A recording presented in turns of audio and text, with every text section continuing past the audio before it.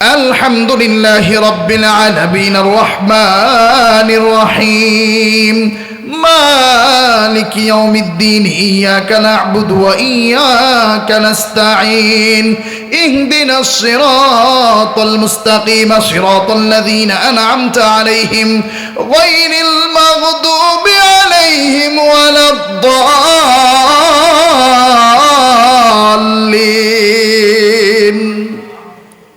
ألف لام ميم ذلك الكتاب لا ريب فيه هدى للمتقين الذين يؤمنون بالغيب ويقيمون الصلاة ومما رزقناهم ينفقون والذين يؤمنون بما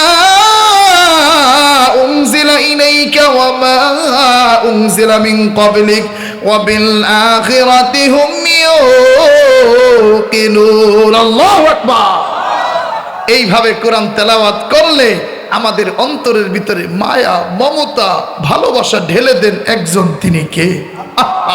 এইভাবে তেলাওয়াত করলে বাবা শুনতে মন চায় না?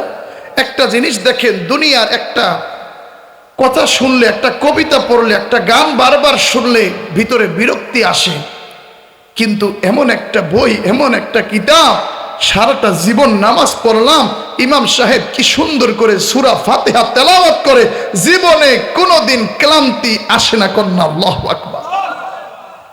এই কারণে ইমানদার মুমিন মুসলমান এই কোরআন পড়ার কি ফজিলত হাদিস থেকে জানাইয়া দিয়া যায়। একটাও নিজের কথা থেকে কিছু বলতেছি না রে বাবা, সব কিছু কোরআন হাদিস দিয়া দিয়া আপনাদেরকে বোঝাইতাছি। মায়ার নবী দয়াল নবী বলেন, মান ক্বারা হারফাম মিন কিতাবিল্লাহ ফালাহু বিহি হাসানাম ওয়াল হাসানাতু বিআশরি আমসালিহা লা আকুলু আলিফ লাম মিম হারফুন ওয়ালাকিন আলিফুন হারফুন ওয়া লামুন হারফুন ওয়া মিমুন হারফুন। মায়ার নবী বলেন, দুনিয়ার ভিতরে যেই মানুষগুলা কোরআনের একটা হরফ তেলাওয়াত করে, আল্লাহ রাব্বুল আলামিন তার আমলনামায় সাথে সাথে 10টা নেকি দিয়া দেয়। সুবহানাল্লাহ। এরপরে নবী বলেন, আলিফ লাম মিম এটা পুরোটা একটা হরফ নয়, বরঞ্চ আলিফ একটা হরফ, লাম একটা হরফ, মিম একটা হরফ।